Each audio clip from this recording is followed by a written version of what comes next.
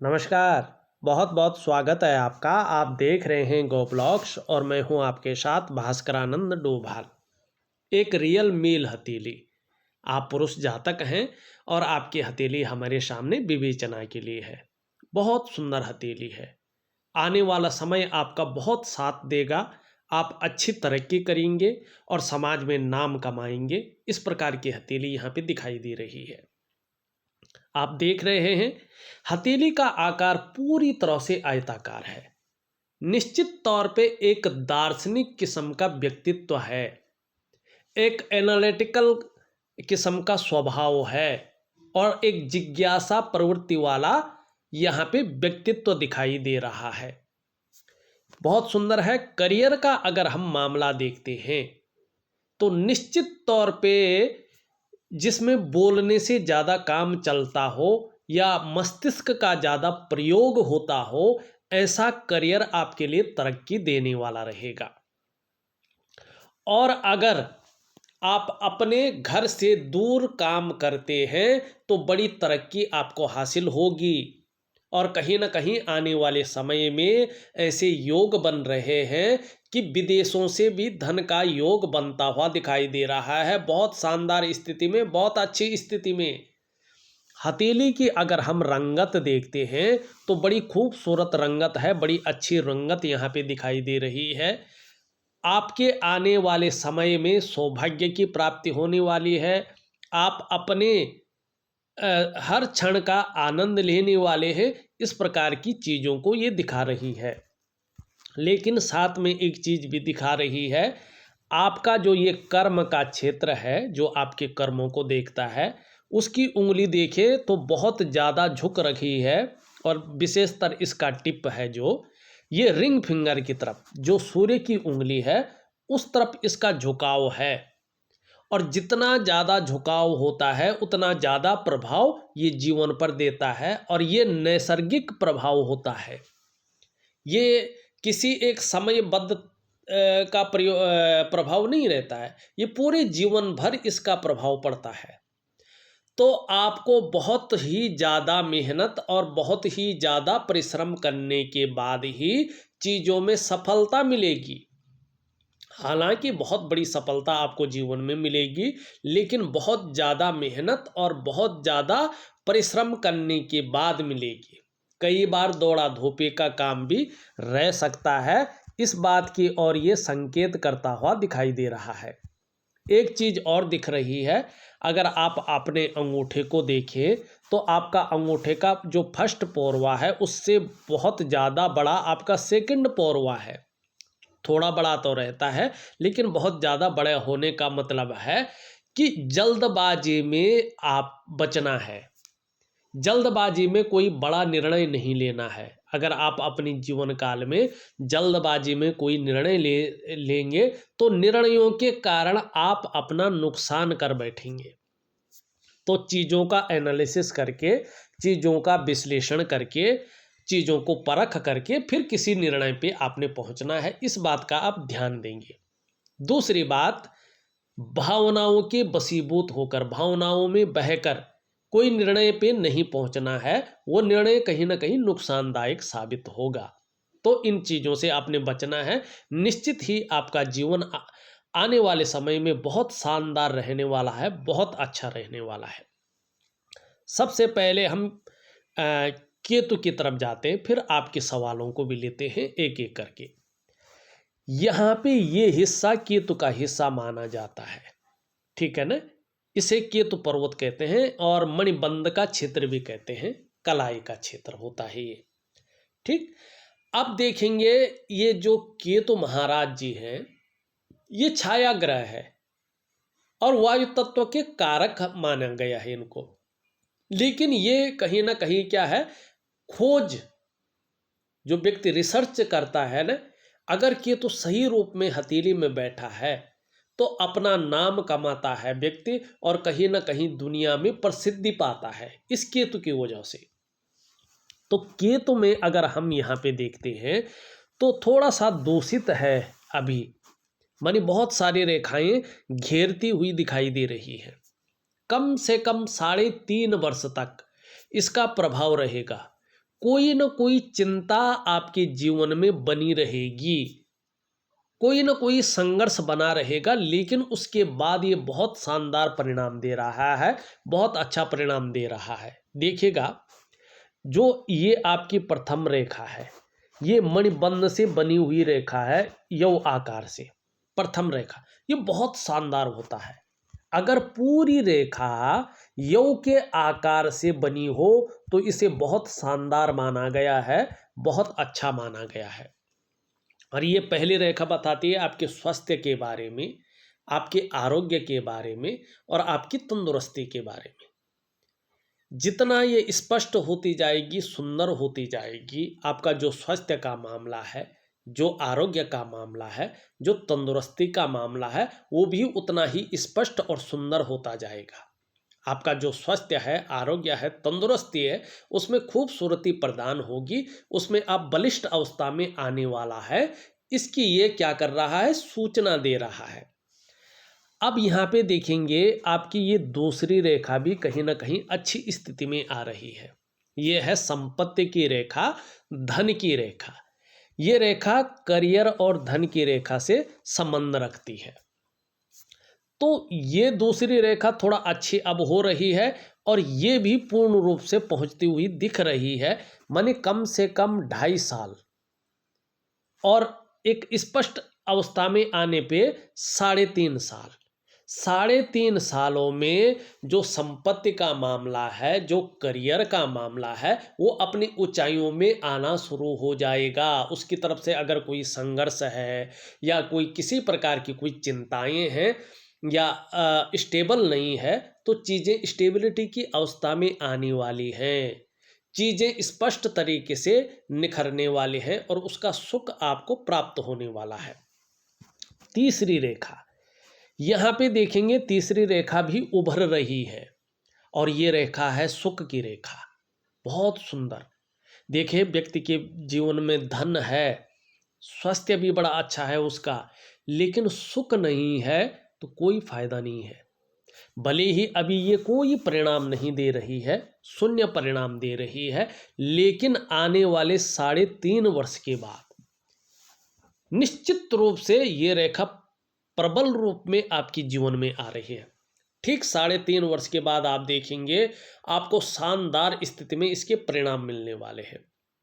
आपको अपने स्वास्थ्य का, अपने धन का और अपने ऐश्वर्य भोगने का शानदार सुख मिलने वाला है, ये रेखा बता रही है। ठीक, अब देखेंगे आपकी हथेली में कहीं ना कहीं 3 रेखाएं हैं केतु पर्वत पे। ये स्पष्ट तरीके से बता रहा है कि आपने पूर्व जन्म में काफी उच्च और पुण्य कर्म निश्चित तौर पे किए हैं और उन उच्च और पुण्य कर्मों की वजह से आपको ये मनुष्य शरीर पैदा हुआ है, मनुष्य शरीर मिला है और एक पुरुष के रूप में आपको ये मनुष्य शरीर मिला है, अपने ही डीएनए में मिला है, ठीक है ना, और अपने ही वंश में आप पैदा हुए हैं। इसकी वजह से आपको अच्छी नॉलेज मिली है और ठीक 3.5 वर्षों के बाद से धन का मामला अगर देखें तो निश्चित रूप से अच्छा खासा धन की भी आपको प्राप्ति होने वाली है। तो बहुत शानदार स्थिति यहाँ पे दिखाई दे रही है। अब यहाँ पे देखिएगा, जरा ध्यान से देखिएगा, आपने एक सवाल किया है, क्या कभी पारिवारिक कलह वो मानसिक तनाव से छुटकारा मिल सकता है? सबसे पहले देखते हैं कि पारिवारिक कलह और मानसिक तनाव का कारण क्या है। छुटकारा की बात तो बाद में करेंगे, पहले कारण देखेंगे। देखिएगा, ये आपकी इंडेक्स की फिंगर है और जब भी इंडेक्स की फिंगर के नीचे का ये भाग बृहस्पति आपके शनि की तरफ इस प्रकार से झुका रहता है और साथ में रेखाओं का इस प्रकार का जाल बना हुआ रहता है, तो ये कंडीशन, इस प्रकार की सिचुएशन पैदा हो जाती है। जब ये वाला हिस्सा शनि की तरफ झुक जाता है तो पारिवारिक समस्याएं जन्म लेने बैठ जाती हैं, व्यक्ति पारिवारिक समस्याओं से जूझने बैठ जाता है। और जब इस प्रकार की रेखाएं एक दूसरे को काटती हुई मकड़ जाला बना रही होती हैं, तो व्यक्ति के अंदर नेगेटिव ऊर्जा को भर देती है। ठीक है ना। और सबसे पहले इसका प्रभाव आपके मन और मस्तिष्क पे पड़ता है। उलझन की स्थिति पैदा होने बैठ जाती है, कन्फ्यूजन की स्थिति पैदा होने बैठ जाती है, और कहीं ना कहीं जो निर्णय लेने की आपकी क्षमता होती है वो क्षीण होने बैठ जाती है।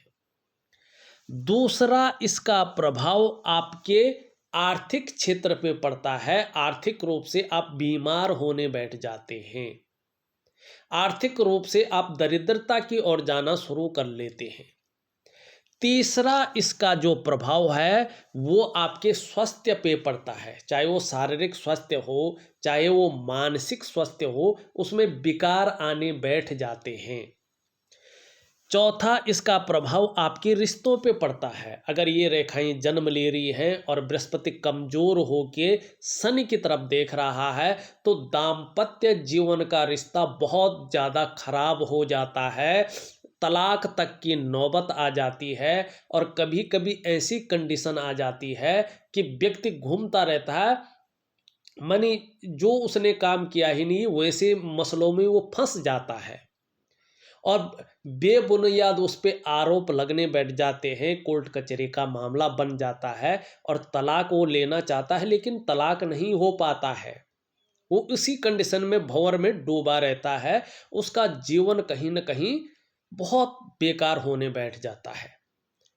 तो ये नेगेटिव ऊर्जा और इस प्रकार की चीज़ें इस प्रकार की चीज़ों को दे रही हैं। पांचवा इसका प्रभाव किस पे पड़ता है? ये आपकी जो डेवलपमेंट है, आपकी जो प्रोग्रेस है उस पे पड़ता है। आपकी सफलता का स्तर घटने बैठ जाता है। क्या करना चाहिए? देखिएगा, ऐसे लोगों को प्राकृतिक क्रिया की बहुत ज़्यादा ज़रूरत होती है, जिसे हम वनस्पति स्नान कहते हैं। ये वनस्पति एक स्नान होता है। कुछ विशेष तरल चीज़ें हैं, कुछ वनस्पतिक चीज़ें हैं, ठीक है ना, उनको मिला के स्नान किया जाता है सुबह भोर के समय में। और उसके बाद कहीं ना कहीं एक दिव्य योग ध्यान किया जाता है। क्या होता है, जब स्नान करते हैं हम तो हमारे सारे रोम छिद्र उस स्नान से खुल जाते हैं और जो नेगेटिव ऊर्जा है ना वो कहीं ना कहीं उससे बाहर आने बैठ जाती। क्योंकि साथ में हम क्या करते हैं, एक दिव्य योग ध्यान क्रिया करते हैं। उससे हमारे जो पंच तत्व हैं, शरीर के जो सातों चक्र हैं, वो एक्टिव होने बैठ जाते, अपने ताप को छोड़ती हैं।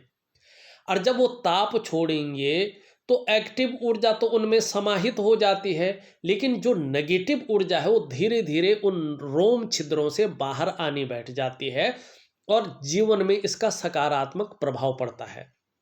तो आपने क्या करना है, वनस्पति स्नान करना है जो मैं आपको दूंगा, और एक वैदिक दिव्य योग ध्यान क्रिया आपको करनी है। निश्चित ही आप देखेंगे 2.5 से 3 वर्ष के अंदर अंदर कहीं ना कहीं इन चीज़ों से आपको छुटकारा मिल जाएगा। जहां पारिवारिक कलह खत्म होगी, आपको अच्छा रास्ता मिल जाएगा, वहीं मानसिक तनाव पूरी तरह से खत्म हो जाएगा, इससे आपको छुटकारा मिलेगा। अब आपका दूसरा क्वेश्चन है, देखिएगा ये बड़ा इंपॉर्टेंट क्वेश्चन है। मेरे कोई संतान नहीं है और पत्नी ने अपने मायके वालों के बहकावे में आकर, फिर वही बात आ गई, मुझ पर झूठे कोर्ट केस कर रखे हैं। अब मैं तलाक लेने के बारे में सोच रहा हूँ, क्या मुझे दूसरा विवाह करना चाहिए? देखिएगा, जब बृहस्पति इस प्रकार से हो, साधारण हो और आपके अंदर भी साधारणता दे रहा हो, सामान्य व्यक्तित्व देता हुआ दिखाई दे रहा हो, तो ऐसी स्थिति में संतान को लेके चिंताएं रहती हैं और जो विवाह की स्थिति रहती है उससे लेके चिंताएं रहती हैं। ठीक है ना। कोर्ट केस के बारे में हमने बता दिया है कि ये नेगेटिव ऊर्जा, इसके कारण ये चीज़ें हैं। ठीक है ना। तक तलाक आ सकता है। देखिएगा, अभी आप कितना भी कोशिश करें लेकिन इसमें सफलता नहीं मिल पाएगी। आपको क्या करना है, कम से कम 1 साल तक, ठीक है ना, 1 साल तक या 6 महीने तक, 6 महीने तक आपको बृहस्पति को भी पुष्ट करना है। वनस्पति स्नान, दिव्य योग, ध्यान क्रिया आपको निरंतर करनी है। उसके बाद अगर आप तलाक के मामले में आगे बढ़े तो आपको अच्छी सफलता मिलेगी। और ठीक 18 महीने के बाद अगर आप बृहस्पति को पुष्ट कर सकते हैं साथ साथ में, तो उसके बाद नई शादी के योग बन जाएंगे और निश्चित ही आप जीवन में बहुत आगे बढ़ जाएंगे और जीवन का संपूर्ण भोग कर पाएंगे। ठीक, क्या मेरी किस्मत में संतान प्राप्ति के योग हैं? देखिएगा, किस्मत में संतान प्राप्ति के योग अभी मध्यम से भी मध्यम स्थिति में दिखाई दे रहे हैं, लेकिन उसके लिए जो है बृहस्पति को अगर आप ठीक कर देते हैं तो निश्चित ही जो है आपके जीवन में आगे का रास्ता खुल जाएगा। क्या कभी शांतिपूर्ण जीवन जी सकूंगा? हाँ, 48वें वर्ष के बाद 49वां जो वर्ष होगा उससे आपका बड़ा शांतिपूर्ण जीवन व्यतीत होगा, ये निश्चित तौर पे आपकी हथेली कह रही है। अब आपका 5वां सवाल है, गुरुजी मुझे अपने जन्म स्थान में निवास करना चाहिए अथवा दूर? निवास आप कहीं भी कर सकते हैं, लेकिन घर से दूर बड़ी तरक्की दिखाई दे रही है। इस प्रकार की आपकी सवाल थे, उनका उत्तर है। अब फिर से चलते हैं आपकी हथेली पे। ठीक, यहाँ पे देखेंगे ये उंगली पूरी तरह से झुक रखी है मिडिल फिंगर की तरफ। धार्मिक भावनाएं बहुत अच्छे रूप में रहने वाली हैं, ईश्वर में विश्वास बना रहेगा, अपने आराध्य के प्रति समर्पण की भावना रहेगी और एक दयावान व्यक्तित्व भी उभर कर आ सकता है। दयावान व्यक्तित्व निखर कर आ सकता है, इसकी संभावना है। बहुत ज़्यादा मेहनत परिश्रम करने के बाद ही चीज़ों में सफलता मिलेगी। कई बार दौड़ा धूपी का काम भी करना पड़ेगा।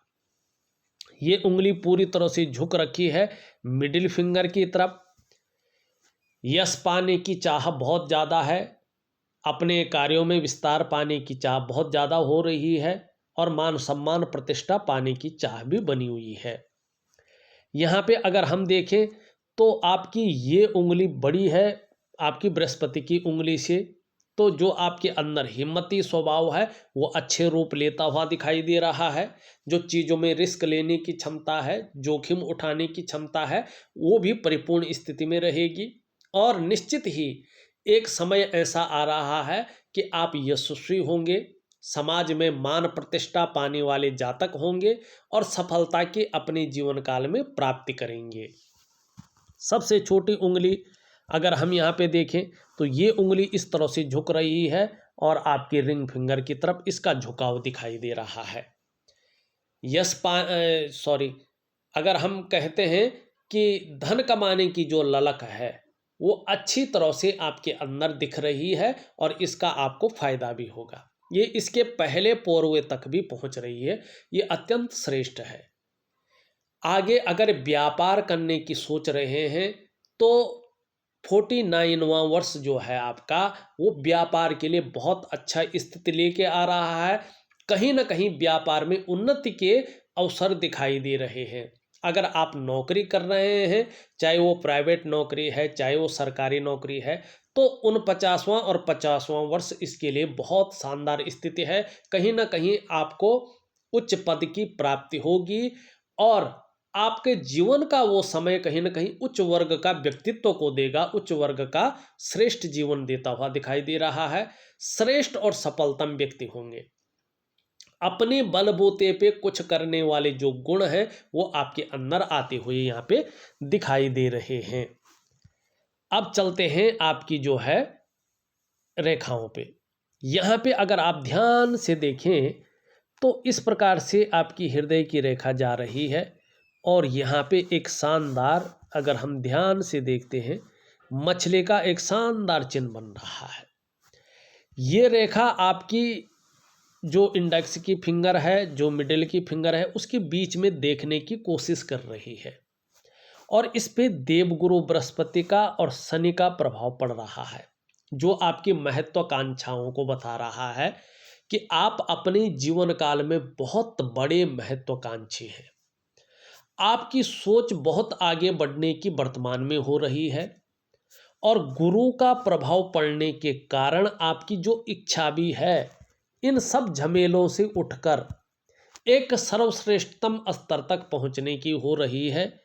और इस पे शनि का प्रभाव पड़ रहा है, जिसके प्रभाव के चलते आपको लगने बैठ गया है कि इसके लिए कुछ भी करना पड़े, एन केन प्रकारेण जो भी आपसे हो सकता है वो आप करेंगे भी।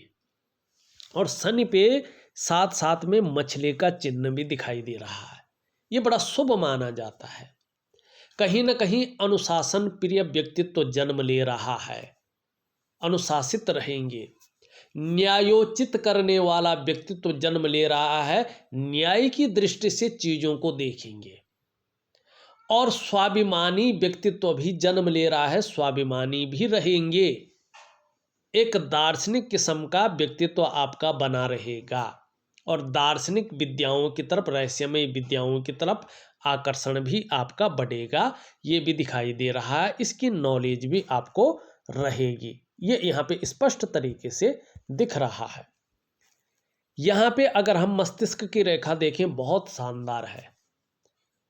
आपका बौद्धिक स्तर बहुत अच्छा रहने वाला है, विवेकवान व्यक्तित्व है, अपने विवेक से हर समय कुछ ना कुछ सकारात्मक सोचेंगे, जीवन काल के लिए अच्छी योजनाएं बनाएंगे और क्रिएटिव माइंड आपका हमेशा बना रहेगा। और कहीं ना कहीं जो है थोड़ा सा भावुक किस्म का व्यक्तित्व भी रहेगा। लेकिन वर्तमान में ध्यान से देखें, एक रेखा इससे निकल करके और इस प्रकार से ऊर्ध्व मंगल में आती हुई दिखाई दे रही है और ये हल्का सा बढ़ता हुआ दिख रहा है। ऐसे में कहीं ना कहीं व्यक्ति का दिमाग क्षण भंगुर होने की आशंका दिखती है, बात बात पे गुस्सा आ सकता है, सहनशीलता की कमी हो सकती है और लड़ने झगड़ने मरने मारने में उतारू हो सकते हैं, इसकी संभावना है। तो क्या करना चाहिए? दिव्य सूर्य क्रिया दूंगा, उसमें आपको एक मंगल का उपाय भी दूंगा, वो साथ साथ में करेंगे तो मंगल का ये दोष खत्म हो जाएगा। जीवन की रेखा इस तरह से जाती हुई और इस प्रकार से यहाँ पीछे की ओर जा रही है। एक तो जब ये चंद्रमा पे जीवन की रेखा जाती है तो ज़्यादातर जीवन अस्थायित्व की प्राप्ति करता है, अस्थायित्व की कमी रहती है। तो इसके लिए क्या करना है? एक तो भगवान शंकर की जितनी हो सके उतनी पूजा करें। दूसरा, मैं दिव्य योग ध्यान की रिया दे रहा हूँ, उसको जरूर करें, निश्चित ही लाभ होगा।